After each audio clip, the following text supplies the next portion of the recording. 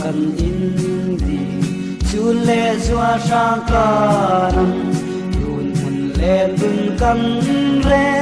ami le yamin run hun le na ti in fa kolam ha kan te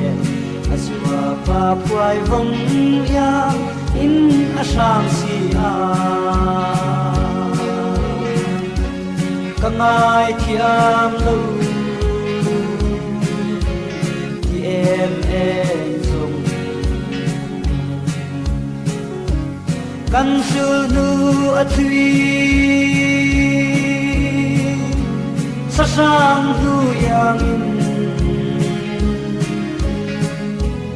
lai fe cheng rang to na mam chan pi min wa ma ton kim lai lung ru ti a tim thei lo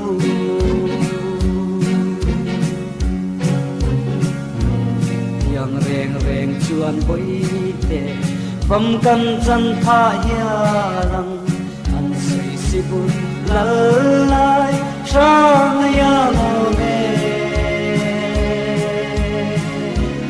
ra lang min đâu phăm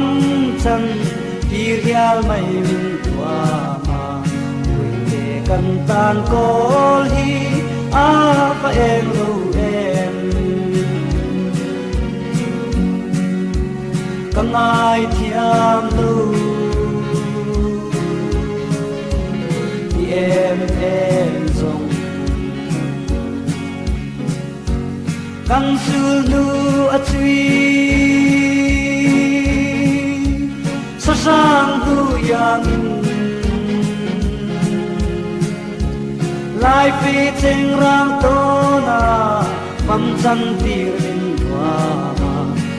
ton kim lai lung ru ti a lim thei lo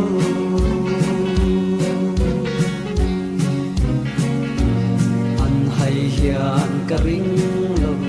kara mangai na hi em tin nghe mô căn ti ta gần lệ cây pha là tua thinh à xia lăng qua cái tua tu man đòn về chín phôi các ai ngâm xì lâu các ai thiam lâu thì em rong kan su nu a chui sa sang du yang lai pei cheng rang to na pam chan ti min wa ma loi tin lai lung ru ti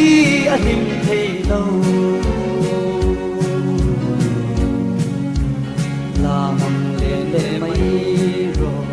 in run thim vel tuin chu nu le swa pa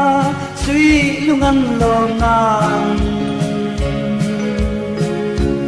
cây rong ka pham mai na nang i tam don po chua an sei van tia ra la ka lo ma kang che kang ai thiam lu em rong